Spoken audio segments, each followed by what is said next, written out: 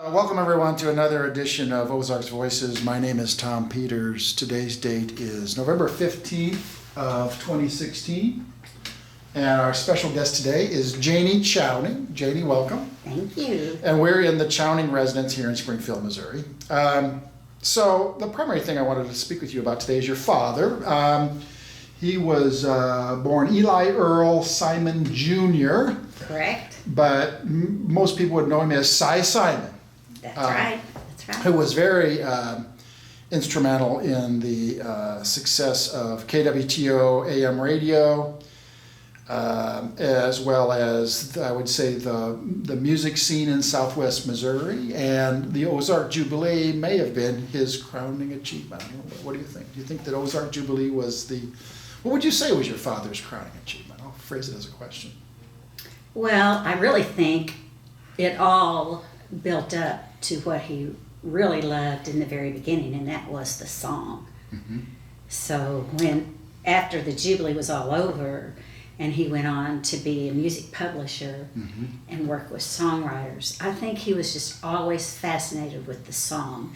But of course, the Jubilee and KWTO and all of those things that he did earlier in life involved songs. Yeah. So But that's interesting because it was the song more than the performer or even the performance, whether it was the Jubilee or A Crackin. He just really had that. And I've heard stories that he would always meet with people. And, Oh, yeah.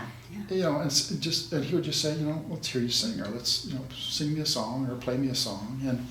And he was really listening to the song, listening to the music was what Yes. he was most interested in. He's always fascinated with the music. Yeah, and he'd often give, from what I've read, is very, very polite but knowledgeable feedback. Yes. Yeah. I mean, he tried to always be truthful, Yeah. if it wasn't a hit song or a commercial song or whatever. He would tell people that. Yeah. But he'd also say, things like, well, maybe you should try it from this angle. Yeah. Or maybe you should change this line. Mm-hmm. Or maybe you need to go back to the drawing board and Mm-hmm. start over, Mm-hmm. So he was born, according to my records, January 17th, 1921, Yes. right here in Springfield. About 3 blocks from here. Really? Mm-hmm. On Normal Street. On Normal? Okay. He always thought that was funny. Is the house still standing? The house is still standing. Do you know what the street address is? Offhand? No, I can drive you over there. Okay. I'm dying to go into the living room because that's where he was born. So He was born right at home. yes. Yeah, 1921. Mm-hmm. He grew up in Springfield. Mm-hmm. He did. A couple of things I know about his childhood, I think I know.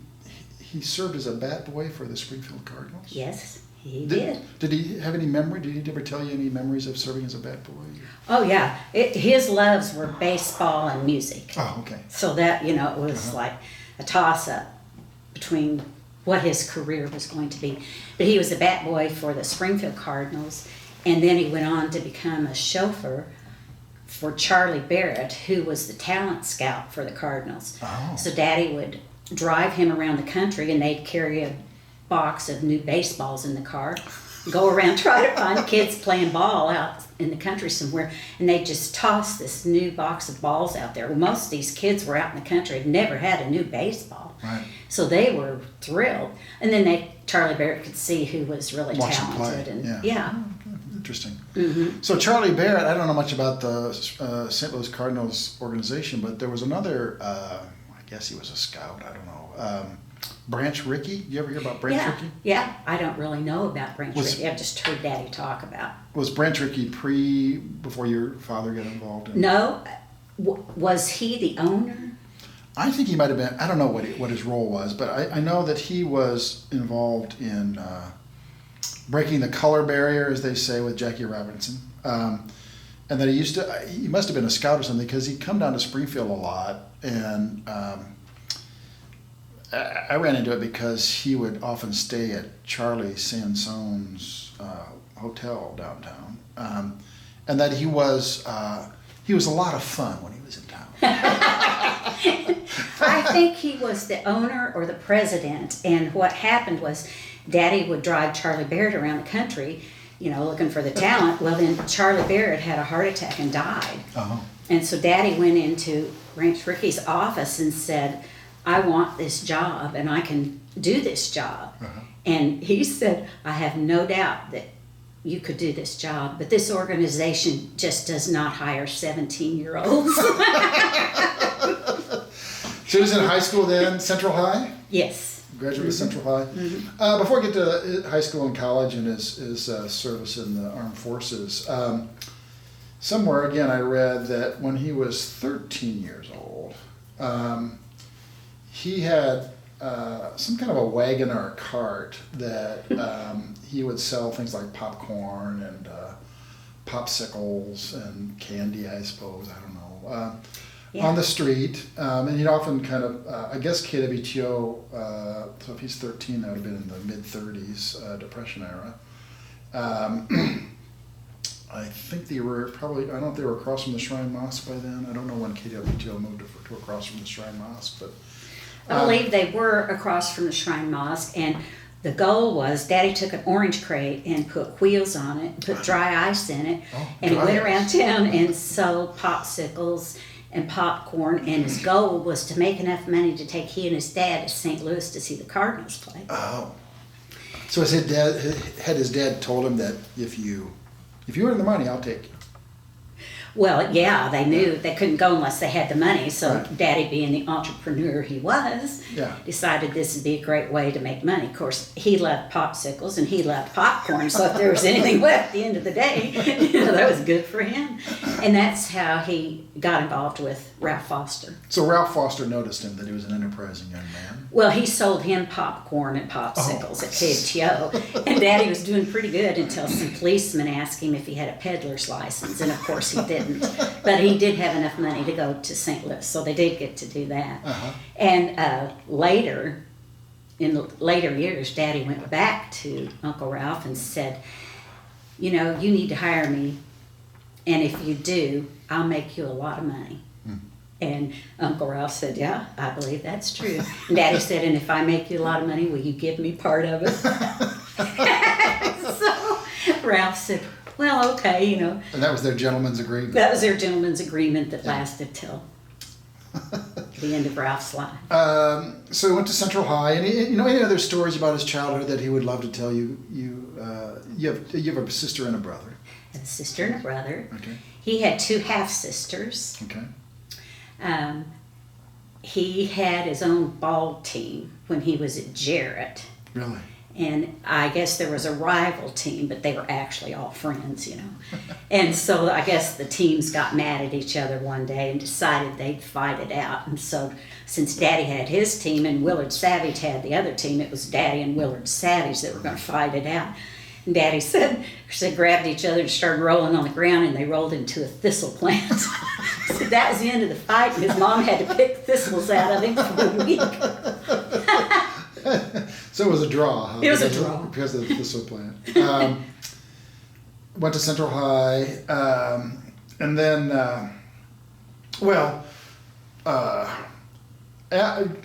after he'd passed away, he received a Missourian Award. I want to say 98 or 99, was it? That's close. I can't remember the exact year. But anyway, according to the Missourian Award, little biographical sketch of your father, he attended Southwest Missouri State College, Berea College in Kentucky. Which is from where Red Foley was from. Yeah, exactly.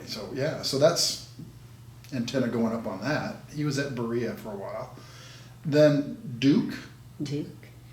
And then he graduated from Drury. Yeah. Okay, so he's moving around. I mean, like every year, did he go to a different? Well, the Navy, service was paying for his college education. So wherever he was stationed, he got moved around. Yeah, he was. Okay. But he graduated from Drury. I think I've got his report card from there. Really? So he joined the Navy before he started his higher education. Right. Okay. Right. All right. But he was booking shows and doing entertainment all through high school. So how did he get into? I mean, he was just an entrepreneur. He was an entrepreneur. So he would go to Half a Hill which is no longer there, of course. Yeah. And he But it was a kind of a restaurant, club, bar. kind of a club. Yeah. Had a big dance floor. Down by Galloway? Yeah. Yeah. Mm-hmm. All right. Mm-hmm. South of Springfield. Right. Okay. And he would book big bands, also at the Shrine Mosque. Glenn Miller and Tommy Dorsey and people like that. And he'd also book all-night parties at Half a Hill. And I think the first time he made any money, well, he'd go around town, put the posters up and sell tickets and do all the promotional stuff. Yeah. And then have the gig. And the first time he made any money, he came home, it was late at night, and he flipped his parents' bedroom light on, and he had this money, and he just dumped it on the bed. And my grandfather said, "Where did you get that money?" And my grandmother was so afraid that somebody had followed him that she put it in a pillowcase and took it to the neighbors so they could get to the bank the next day. I'm sure in terms of today, it was not much money at all, but back then it was. Not a lot of money, yeah, but it had a lot of value back then. So he just started to, he saw a need and he felt it for booking agents. Was he just doing it on his own? He wasn't. Oh yeah, he was just doing it on his own. And then he started bringing the talent to KWTO for Corns a Crackin' and all the radio shows when he started working with Ralph Foster. And Right. So, again, from the Missourian Award. So it was during the big band era, before and after World War II, he booked a lot of big bands into the Shrine Mosque and Half a Hill. They didn't mention the Missourian Award.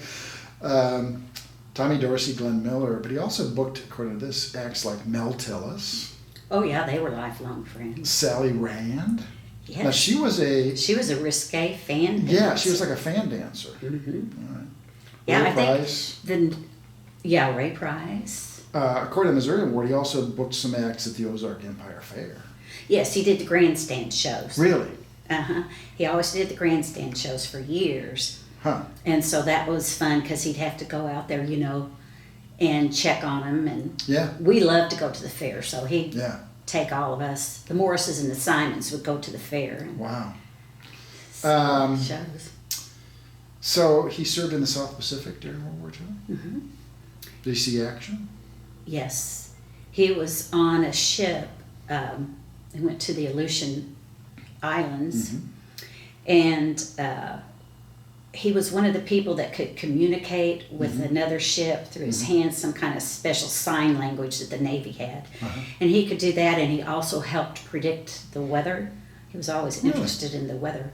And he was on one ship, and a ship next to him got hit, and the people on that ship perished. And it affected Daddy and everybody, I'm sure, for the rest of their lives. The whole ship went down. Oh yeah, and there was nothing they could do. Wow. There was nothing they could do. He said it was horrible. Yeah, just horrible. So he served in World War II. They came back to Springfield. He met a woman named Roseanne Sprague. Yes. So what do you hear about that? Well, the first Mom and Dad's courtship stories. Oh yes, yes. In fact, my mother grew up about 3 blocks from here in the other direction from where Daddy was born. But they had a date, not with each other. They had a double date with, his mother had a date with some guy and Daddy had a date with some girl, and they went to a dance. Well, their dates didn't dance, which I thought was really funny anyway. But so Mother and Daddy started dancing, and then, of course, then they started dating. The rest is history. Yes, yes. So they married in 1948? 47. 47, okay. So then when did he start working for Ralph Foster and KWTO sort of full-time? Well, he was already working for him when Mother and Daddy married. So he got back from the war. Right after he was out of the Navy, yeah. Got a job. Yes. With KWTO. Yes. Mm-hmm. So that must have been like 46, somewhere around there. Yeah. Yeah. Did he ever talk about Corns a Crackin'? Oh yeah, they had so much fun, bringing talent in for Corns a Crackin', and it was such a hit radio show, and fun, fun to listen to, and the talent was good, and so that just helped him helped inspire him to bring in more artists, and so he started bringing people like Chet Atkins to be on KWTO. Yeah. And, lots of other people that then went on to do television. Now, your father, according to legend anyway, was the person who gave Chester Atkins his name. Yes, Daddy said, we can't call you Chester. That's just too much to say. We've got to call you Chet. Uh-huh. So from then on, he was Chet. Yeah. And they became lifelong friends. And started. Daddy had an office in Nashville for years. And so he'd be down there like 1 week out of every month. He'd be in Nashville working. Mm-hmm. And then, of course, he had his office here. Uh-huh. But Chet said when Daddy was in town, he'd have parties then. And he would invite Daddy so people would have someone to talk to. Because Chet was real shy. Oh, yeah. And your father was involved. So what I know of KWTO in the 30s and the 40s was that they were becoming the radio station for this region. And all of their programming was live. So yes. You'd have the Goodwill family singing at 6 a.m. They were in the studio live at 6 a.m. That's right. And most of those shows were 15 minutes or 30 minutes long. And so you look at the dial, I've looked at some of the dials, and throughout the day you'd have news and weather, farm report, Fishing report. But a lot of it was musical entertainment. And some of those people would come back and they'd have 3 or 4 15-minute segments throughout the day. So I don't know if they'd be in the, just kind of lounging around or go run an errand or whatever and come back and do their next 15 minutes. But it was all live right there in the studio. So how did he, I guess I have 2 questions. There's a lot of musical talent that's come out of the Ozarks, the Missouri Ozarks. And really, I'm still learning, but look at a county like Christian County, which back then was not very populous, and the number of entertainers that came out of Christian County is just amazing. Right. So why do you think that there was so much musical talent that came out of the Ozarks Hills?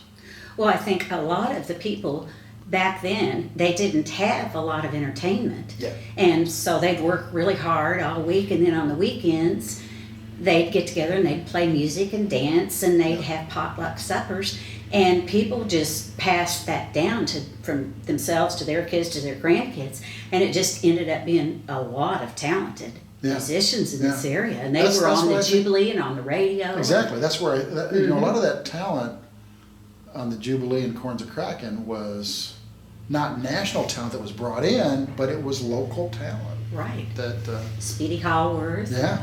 Slim Wilson and Bob White and all those guys. Zed Tennis was out of Christian County.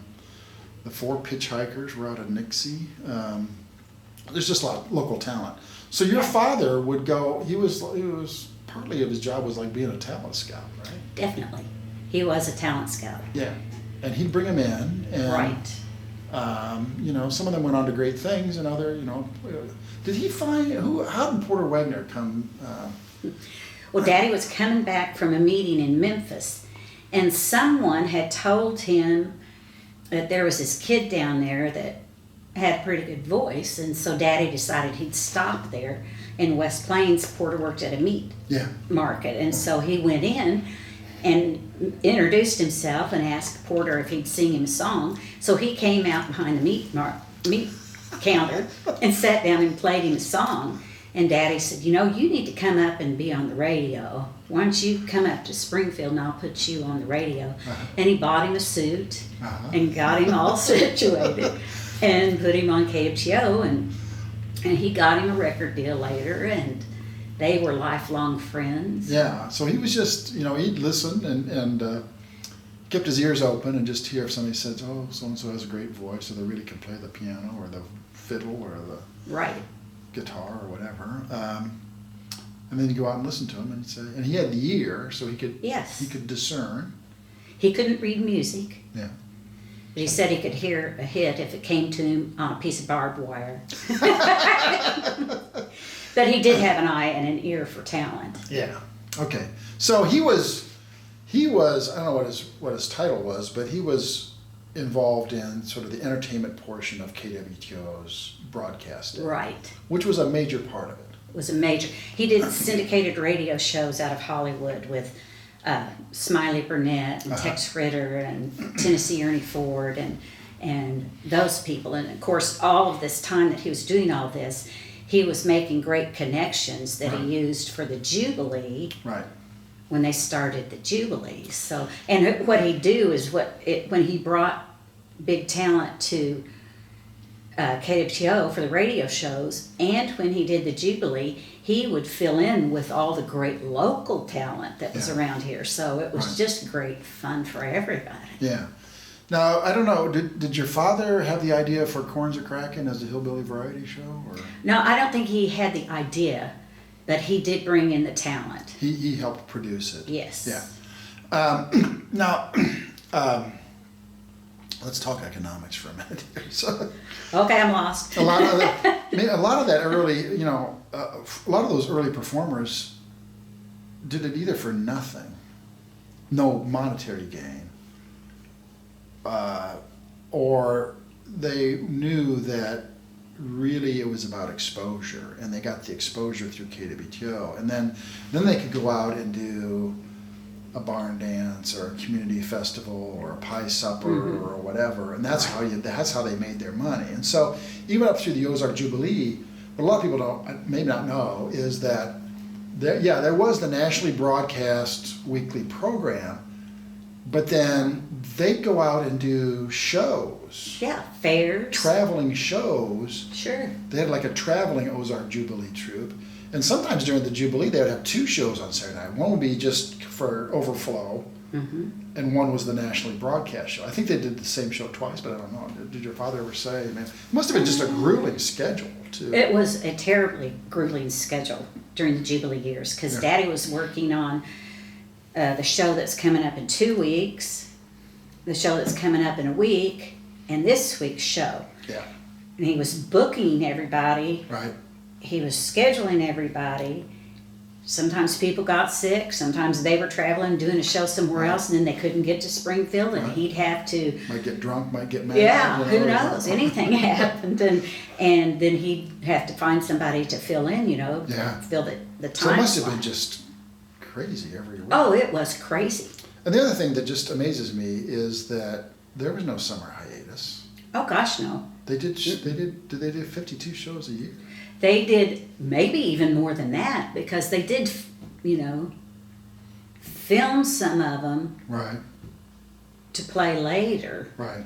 Like they did 30-minute segments, and then sometimes, like you were saying, and I think they may have done 2 different shows sometimes. Yeah. So. So backing up a little bit, so, I want to back up 2 steps, actually, at least in my own mind. You mentioned that your father had an office both in Nashville and in Springfield, and he would typically spend a week a month in Nashville.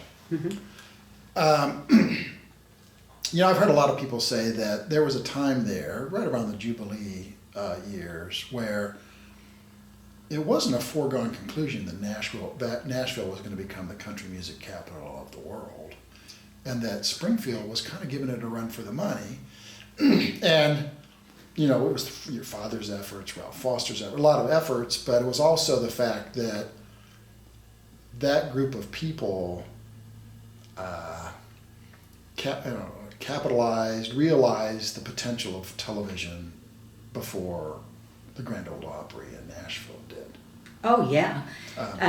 But your father was kind of, did he ever get a sense there was a rivalry between Springfield and Nashville? But your father was had offices in both locations, and if he was all about the music, he didn't care if it was Hollywood or Nashville or New York or Springfield or wherever.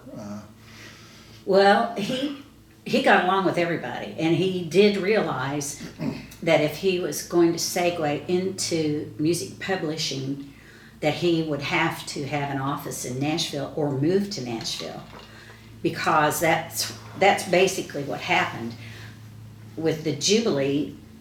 It was Daddy and Ralph Foster and Lester Cox and John Mahaffey wanted to be in on the beginning of television. Right. So that's what they did. Was one of those men the real, like, we got to get into television? Was it your father? Was it Ralph? Or did they all sort of agree that if we don't, someone else will, and it'll hurt our business overall? Well, Ralph had been a pioneer in radio. Right. And then television came along. Of course, Daddy was into any new kind of entertainment that came down. So he was always thinking ahead. Oh, yeah. What's going to be the next big Yeah, deal? what can we do now? So he was very excited about trying to do television. And Ralph was too, and I think John Mahaffey was. And then they brought Lester Cox into the equation because they needed money. Well, and okay, he so had money. was Lester Cox sort of a silent investor? He didn't really care. As long as they made money, he didn't care, you know. He wasn't managing in any sense what Ralph and your father were doing. No. He was just an investor, so to speak. Right, a great supporter. Yeah. You know, Yeah. emotionally and Yeah. financially, but. Okay. But so Ralph and Daddy, and they wanted to do something in the beginning of television. And of course, it was only natural to do a country music variety show because that's what they'd been doing on the radio. Right. And the opera didn't think television was going to last, so Right. they just refused to do television. Right. And Daddy and Ralph, you know, it's like, well, nobody told us we can't do that. Let's just do it, you know. Yeah. So they just started doing it. Just started doing it. Yeah. Worked with KWTO initially. Yeah. So your father lured Red Foley to Springfield. Yes. What? Went to Nashville. Yeah. Of course, they had a connection because Red was from Berea, Kentucky, and Daddy had gone to school there. Yeah. And Had they met before? They had met. They knew each other. Well, yeah, not. I mean, I Yeah. think they were great friends at But they that knew point, each but they knew each other, and so Daddy went down there and talked to him and said, you know, we really want you to I be heard the a star bottle of of the show. scotch was involved. I don't know. That's the way the story came now. That I don't know. I know that he talked him into coming up here and doing the Jubilee, and at first, Red didn't have his family here, Right. didn't have a house, so he stayed with us some, Really? which was wonderful. I mean, he was the most loving, kind person ever, Red Foley stayed in your house when he first came to Yeah. Springfield. and he loved children. How old were you? I was probably 5. So you were, enough to have forming memories and things. Oh yeah, I've got a couple pictures I'll show you. They're kind of fun. But yes, he was wonderful. Now, did you know that Red Foley was a big name, or was he just like this guy staying in your house? Well, I knew he was going to be the star of the Jubilee. I mean, all this talk going on around our house, and then I loved to go to work with Daddy. Yeah. So if I could go, I'd say on Saturday, Daddy, please take me to work with you. So I'd go down and hang out while they did rehearsal and got everything ready for the show that night. And so, yeah, I knew that Red was a big name. But, looking back, it's like all these people were big names, but they didn't seem different to me They were than just people. anybody else because, I saw them at our house and Yeah. in a different light than Yeah. just on TV. So And he loved kids. he loved children. Uh-huh. Loved children. He brought me a bracelet one time with different stones on it from one of his tours or wherever he'd gone, and Uh-huh. he helped me pull a tooth one night I didn't want to pull. And, just things that happen to little kids. But he'd sit you on his lap and just talk to you, and it's just very loving and Yeah, kind. very kind man. Yes. Yeah. Gentle. Had some demons. Drink was a problem for him. And his married life, he married 3 times. Oh, I don't know. I don't know Yeah. about that. Sally was his wife, Yeah. and Another thing know anything about that. Another thing I've read is that the Grand Ole Opry was very successful by the time of the Ozark Jubilee. It had emerged as the premier weekly radio program, country music, what do you want to call it, hillbilly variety show, but evidently the management really wanted what we would call today an ensemble cast. They didn't want anybody to be the star, and so people like Hank Williams Sr. and Red Foley, there was kind of this tension, are you becoming too big of a star? We don't want that. We want, everybody to sort of be equals, and people like Red and Hank, and they wanted to become stars, I think. And so, whereas, this is just a hypothesis, but then the Corns of Crackin had a problem because it didn't have a star. They tried the Weaver Brothers and Elvira, and, so it done okay, but it kind of had, hadn't achieved, orbit or whatever. Because it didn't have a name star. And so your father, and I'm assuming consulting with Ralph Foster and others, I mean, it wasn't a chance meeting to lure Red. They knew what they were doing. Oh, they knew exactly what they were doing. They wanted him. They wanted a star. Yes. To be sort of the anchor for this thing that they had in mind. And he was the perfect star to do that. Yeah. He had the stage presence. He had the voice. He was human. Right. He wasn't a star that was unapproachable. Right. He had the talent. Very warm individual, both on screen and off, or in front of the mic and off the mic.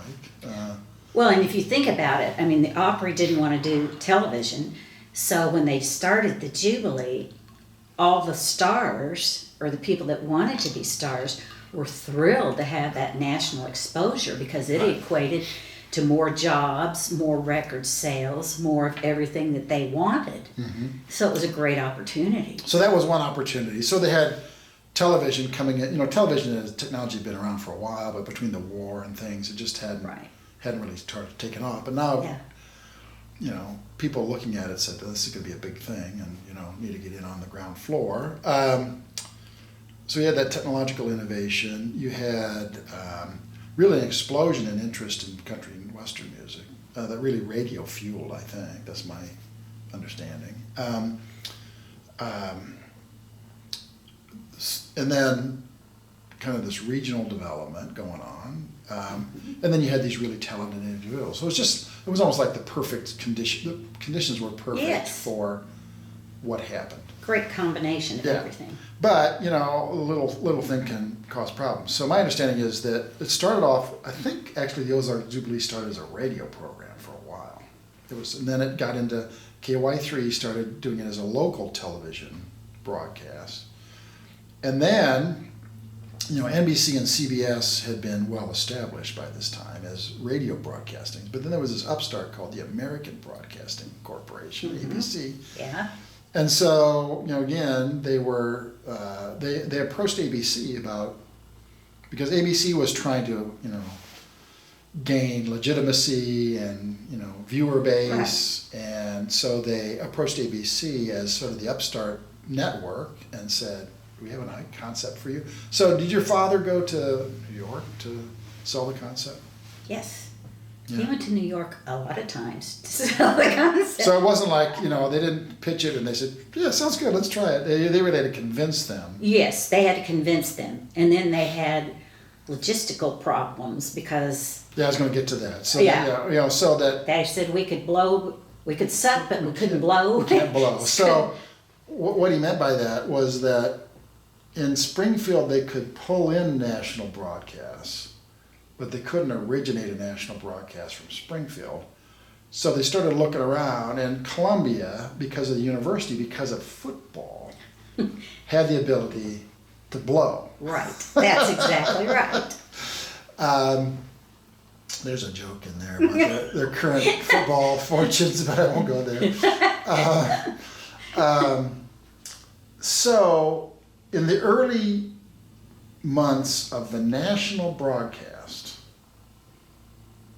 the whole troupe would get in buses and go up to Columbia, right, which must have been a 3 or 4 hour drive back in the 50s. Practice. They'd go early Saturday morning, practice, do the show and drive back. So it'd be like a 20-hour day Right. every Saturday. Right. Until KY3 got until they got the ability. to Yeah, which I think broadcast. was about May of '55. I think I can't remember. It was just a few months, 3 or 4 months. Yeah, it wasn't a long time. But I bet it was a long time. It felt like it, I bet. Every Saturday to get in those buses. And, Sure. Did he talk about those days, when the early days of the Jubilee, and how tough it was just from a production standpoint? That was really tough to do that, having to go to Columbia. It was much better when they could do it from Springfield. So it was Just because they didn't have to drive to Columbia, sleeping, you know. you did Right. have a long day. You were Still had a long day in Springfield, yeah.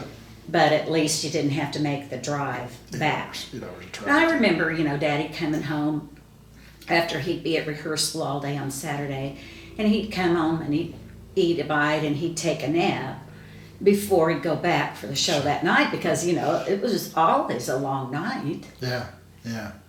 It must have just been a grueling schedule. It was terribly grueling. Yeah. Okay.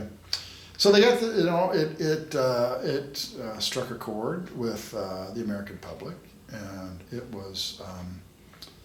I've also read that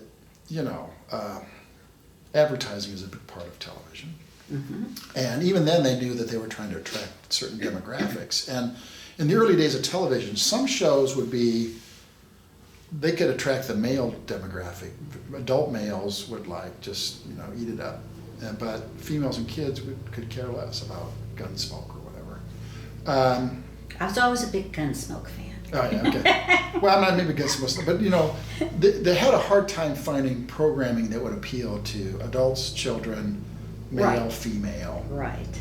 And the Jubilee was one of the early ones that. So, did your dad ever talk about just, must have been a lot of headaches, not so much technological, but just, I've heard that ABC executives, and most of them or all of them were men back then, and their wives, it was like they saw success, but they were kind of embarrassed by it, It's Yes. like, this is a hillbilly show. Right. And their wives would say And they were always to like, them, we're making money. Right. It's a hillbilly show. Cancel it. We're making money. It's a hillbilly show. That's right. The wives would say, get that show off the air. Yeah. And they'd cancel the show, and then Daddy'd go to New York and say, So more than once we're- they said, it's not where we want to be. Right. It's not how we want to brand our network, and Right. But they couldn't deny the fact that it was successful. Yeah. So then they... But it was a constant battle with the network executives, just in terms of. And Daddy'd invite them down here to go hunting and fishing and see the beautiful Ozarks, and see what it was about. And of course, when you go to the Jubilee and you have the feel and you see the talent, it's just wonderful. Yeah. I mean, it's wonderful on television, but to actually be there and feel the audience and see the people's faces up close and listen to the musicians and the funny comedians and it's a different. Did you attend often to the actual? Oh yeah, a lot. Would you sit in the audience, or would you be backstage, or? Usually I'd be backstage. Yeah. No, do you have any memories or stories of? Oh yes. I have a picture. I'll show it to you later. This is funny. They had it was Easter, and they had a big egg on the stage. It was a paper egg, Easter egg. Wow. And so they had me dress up in a bunny costume, and I had a broom, and I was supposed to be standing there polishing this egg while they showed, and tonight's acts are such and such. And the star of the show, and of course it was Red Foley, and then Red was going to break through this plastic egg, and that was the start of the show. Well, nobody told me that Red was behind the egg and that he was going to break through that, and it scared me half to death. I jumped off the stage. So I kind of blew that one, I think. Oh, gosh. So, I was a kid and I was there. Right. So they used me and funny stuff. And then I was on there, and another time they needed a kid, and I was sitting on a candy counter, and I believe the song was Candy Kisses. Uh-huh. And I was supposed to, during the solo or whatever, put a piece of candy in somebody's mouth, but I forgot to take the wrapping. So I had a very short career in television. So you know, your dad was just he must have been very talented, very energetic. I sense that he was just always working on something, and so it wasn't just like he was just producing a KWTO entertainment portion, and then Corn's A Crackin, and then Ozark Jubilee, but he was involved in Top Talent, which is kind of a talent and booking agency, right? Yes. He was involved in Earl Barton music. I don't know, who is Earl Barton? There was nobody. But people would come up to him and say, "Hey, I met Earl Barton." He'd get tickled because Earl was his middle name and Barton was John Mahaffey's middle name. So they started a publishing company called Earl Barton Music. Okay. So it didn't have anything to do with anything but that. Then he also had Rose Bridge music. That was named after my mother, Roseanne, and Bridget Carson, who was Wayne's wife at the time. So they had Rose Bridge Music. Okay. These were publishing companies. Publishing companies.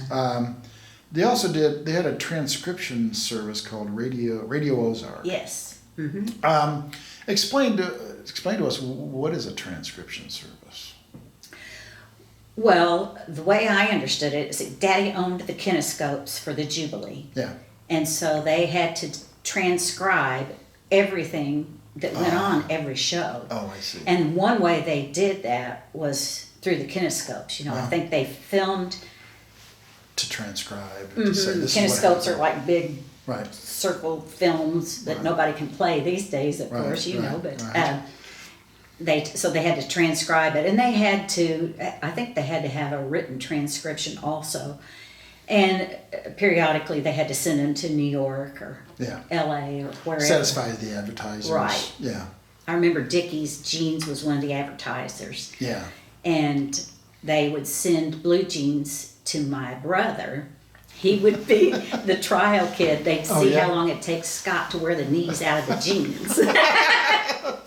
He didn't know that he was just a guinea pig. He didn't know he was just playing, you know. Just playing. So one of the early advertisers. So we've digitized. UCLA's for us has digitized one episode from April 16th of 1955, I believe it is. That's my birthday. Really? Yeah. It was right after tax day, I know, because they were making some jokes about.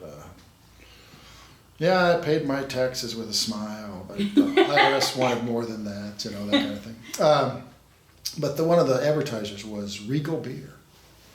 And so in the early days of television, the whole show was done locally, including the advertisements. So now if you go to a live show, there's a lot of time where they're playing a tape or they're running an ad or, you know, but in this, it was 30 minutes of live television. And let's hear from our sponsor. They would just camera over here to another part of the stage where the commercial would happen.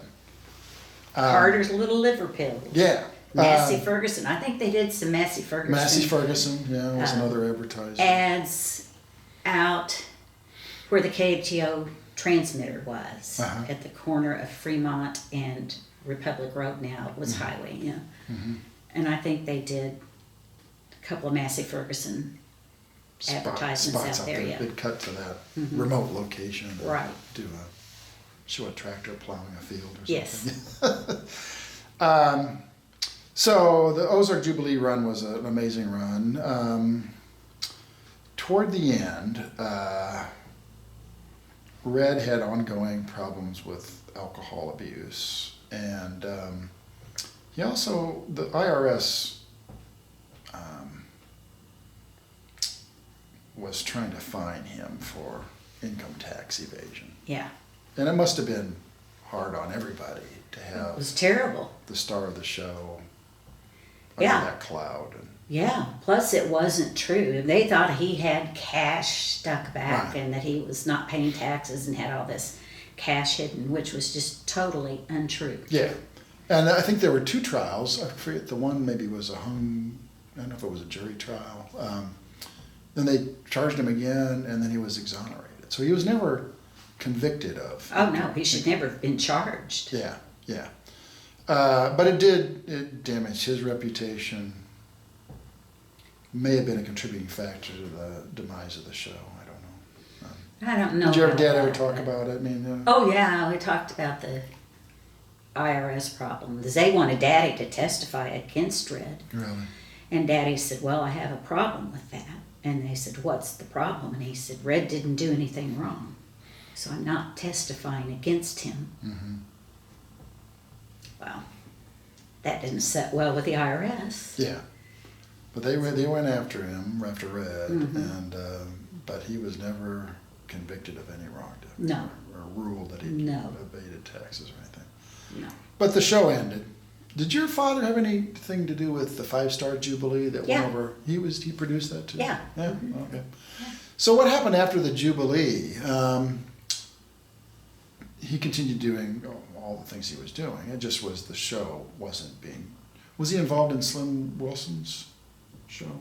Oh, not really. He was Oh. just a supporter and friend, you know, Okay. but he wasn't really involved in Slim's show. Okay, so he kind of went back to just being, well, not just, but to managing talent and songs. Right. He Music- was doing music things. publisher. Yes, he really became a publisher after that and started working with Wayne Carson, Uh-huh. the great writer, Yeah. wrote Always on My Mind, the letter. And he Yeah, also booked, like he would book shows for Associated Grocers. They'd have a big show every Uh-huh. year for their employees, and they usually had it at the Shrine Mosque. And so Daddy would book, well, I remember one year George Strait came Really? before he was famous. And then one year he brought Johnny Cash and June Carter, and then he'd book Jimmy Dean a lot. Mhm. He'd do a lot of big shows like that, and Daddy'd book him. And in the meantime, he was doing a lot of publishing and working with songwriters. Uh-huh. And then he'd go to Nashville, take the songs, try to talk some artist into recording Mm-hmm. the song. But he never, as a family, you never considered moving to Nashville? Oh yeah, we did. Really? Mother and Daddy had a house picked out, Really? and we were going to move. What happened? Well, us kids cried, didn't want to leave. And then Daddy's parents they were living, Yeah. and Mother's mother was still living, and they just decided they just couldn't make that move. And so what they did was Daddy got an office down there and just went back and forth. Uh-huh. Would he Which was drive over there? Yeah. Huh? Yes, and it'd take him 2 days Yeah, because the roads weren't yeah, that great. yeah, pre-interstate. Mm-hmm. Yeah, so he won, he was the publisher of the Song of the Year 2 years running, 1982, 1983, Mhm. The Letter and Always on My Mind. Yeah. So that was a real high point of his career. Somewhere I read that he was one of the founding members of the Country Music Association. He was. Did he talk about that? I was just trying to Yes. start this association. It was a DJ convention is what it was in the Uh-huh. very beginning. Uh-huh. And then it went on to become the Country Music Association. So he was one of the founding members. And I think until just a few years ago, the only time they ever met anywhere outside of Nashville was Springfield, Missouri. And we've got a photo somewhere. Really? You remember the year? What? Oh, it was early. Yeah. But they met here, huh? Uh-huh. So that's kind of interesting, and you know, it's a big deal. The Country Music Association. He was nominated for induction in the Country Music Hall of Fame. Mm-hmm. He should be in there. He has still not been inducted, but he's been nominated once or more than once. I know once. I don't Yeah. think it's been more than once, but he should be in there. Yeah. He influenced so many careers and did so much for country music that Yeah. he really should be in there. Yeah. I'm not prejudiced either. Yeah. It is true, though, seriously. He died of cancer. He had Yes. cancer. He did. Died December 16th, 1994. Correct. 73 years of age. Yes. Buried here in Green Lawn Cemetery Hazelwood. in Hazelwood. Okay. So he really lived his entire life, other than travel for business. He's lived his entire life in Springfield. Right, right.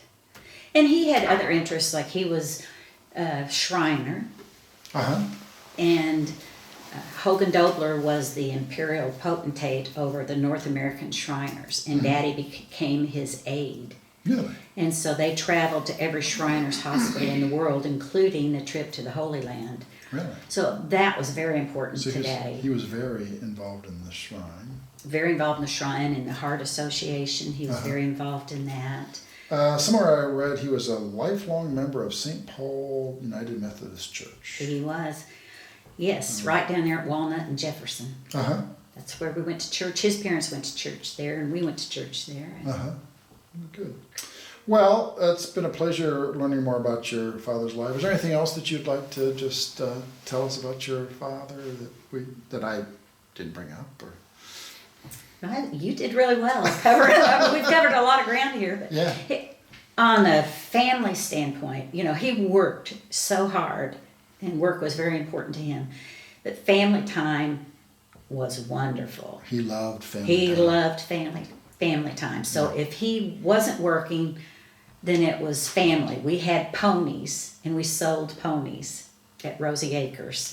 And we sold tack. He set up the barn, and we sold saddles and all of that stuff. And my sister and brother would show their ponies, and we'd go to horse shows, and they would show their ponies. And we'd have picnics out there, and we'd have family gatherings out there, and we'd have Easter egg hunts, and we'd go camping, and Daddy loved to float and go fishing, and so there was lots of good family time. And it was like if he wasn't working, it was family time. Family time. So you went on float trips down the White River, or where'd you go? Oh, we went everywhere, everywhere around this area. The Morrises were our neighbors, and so they liked to camp and float too. So the Morrises and the Simons, and occasionally the Estises would go, and we'd camp out, and our dads, we'd float, and then our moms would cook this wonderful supper, over the campfire, and then our moms would set up their card tables and play bridge and or gin, or whatever, and it was just wonderful times. Yeah, good. Yeah. Well, thanks very much for speaking with us, and thank you.